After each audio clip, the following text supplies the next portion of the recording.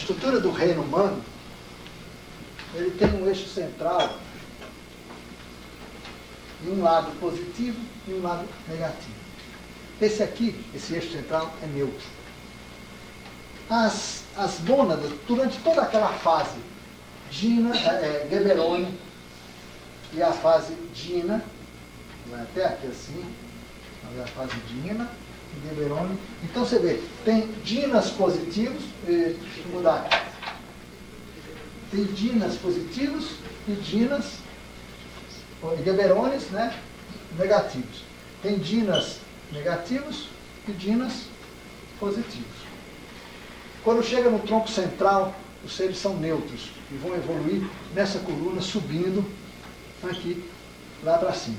A mônada, nós podemos colocá-la aqui, a parte, aqui vocês notam que eles, tanto esses quanto esse, são seres hermafroditas.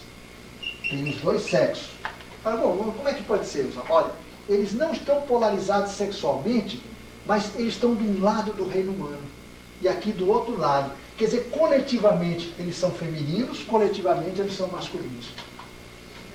Veja onde é que ocorre a polarização. E olha, isso dá para vocês entenderem isso aqui legal, não é difícil.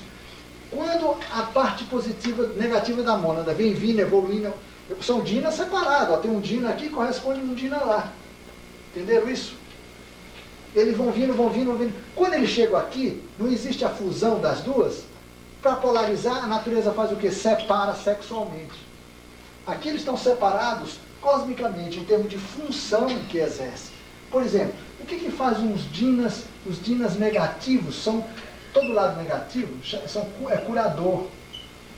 Todas as atividades do feminino são mantenedores, higienizadores dos processos, são curadores, essencialmente, no sentido mais amplo da expressão. Esses aqui já são intervencionistas. Se um ET sequestra, normalmente é um grupo desse. Se o ET trabalha nas sessões de cura, de auxílio e assistência espiritual, normalmente são grupos aqui. E eles têm características físicas que o distinguem, os do grupo de lá, os grupos de cá. Você pega um dina da mesma raça, cabeção, boquinha, orelhinha, tal. Esse daqui, positivo, tem uma única divisão craniana no meio. Esse daqui, quando você olha, você vê que ele tem um afundamento craniano nesse sentido e tem um transversal também. Os olhos desses aqui costumam não esse aqui não abre nem fecha. Dentro faz aquele olho de gato assim. Né? Esse daqui tem pálpebra, são da mesma raça. Mas esse está evoluindo por esse lado, que são os grupos chamados Adahamat. Gente, isso aqui não adianta colocar voando, porque vocês não vão entender nada. Esse aqui são os grupos Utshamat. São os positivos e os negativos das pessoas, no sentido da manutenção da saúde, em amplo sentido, da perfeição do funcionamento das coisas. Esses são interventores nos processos. Eles criam novas situações. É diferente, são funções distintas. Depois, aqui se funde, esse grupo sobe, eles já são grupos neutros. Eles tanto fazem isso quanto fazem isso.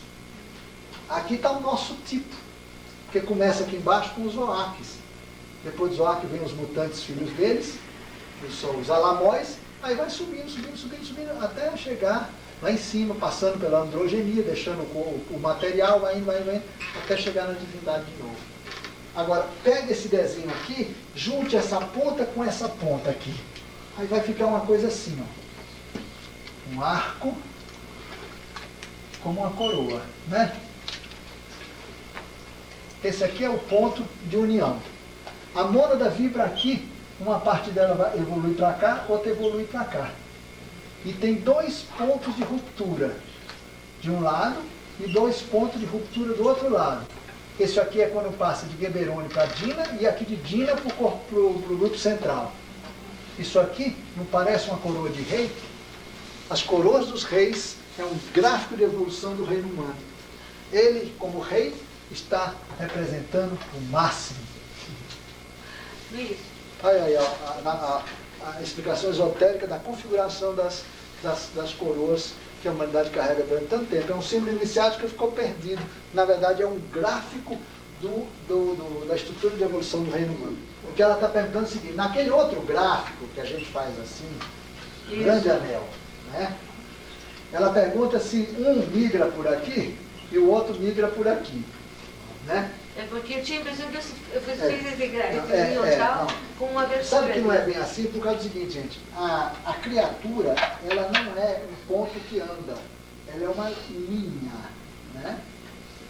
É uma linha que é polarizada. Positivo e negativo. É um pulso de corrente alternada. Né? Se você... os elétrons vibram, vão e voltam, vão e voltam, vão e voltam, enquanto os níveis de consciência se espalham. Isso é difícil, gente. Não existe gráfico capaz de dizer como é que são as realidades. São modelos interpretativos. Eu passei 20 anos da minha vida construindo gráficozinho para ensinar o que eu aprendo. Então não existe um gráfico capaz de dizer como as coisas são mesmo. Essa construção aqui é uma construção que demorou muitos anos para fazer. Para eu entender que quando um ser é subterrâneo, é intraterrestre e é hermafrodita, portanto tem os dois sexos, ele é polarizado na função cósmica. Os negativos e os positivos. Ambos são andrógenos. No momento que eles se tornam, tem os duas polaridades aqui no meio, ele torna-se especializado, mas aí do ponto de vista sexual. Você vê que a natureza não dá trégua. Não dá trégua. Sempre polariza para garantir a evolução. Isso aqui é a excentricidade dos sistemas. E vocês vão ver ainda mais. Quem estudar um dia comigo vai ver, por exemplo, que o lado positivo, o gráfico na verdade é assim, ó, o lado positivo é curtinho, o lado negativo é super grande. Isso aqui chama-se excentricidade do reino. É um estudo, por isso que o reino funciona. Porque ele é excêntrico. Ele é excêntrico. Tudo é assim na natureza. Tudo gera movimentos aspiralados, enlouquecidos. É muito louco isso. Quem estuda isso das espirais é Quetrubaldi no livro A Grande Síntese. Meus amigos, como eu desejo para mim, desejo para vocês todos, né? Para nós todos humanos, que a gente resgate a consciência de que somos uma criatura par e que visamos resgatar essa unidade fundamental, que na verdade é a grande procura do próprio universo, ou do cosmos inteiro, é resgatar a unidade na qual ele se constitui. E a vida de cada um, em que pese todas as imensas dificuldades que todos têm no campo da afetividade, da sexualidade, da vida a dois ou da vida solitária. Olha, gente, acredite numa coisa, quando a gente vive com amor, as condições em que a gente vive, a gente anda rápido. E não é resignação, é viver com amor.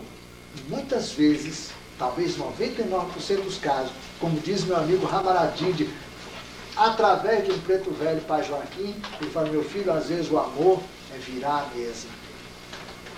Então, eu deixo esse recado para vocês, para que vocês não se acomodem na busca.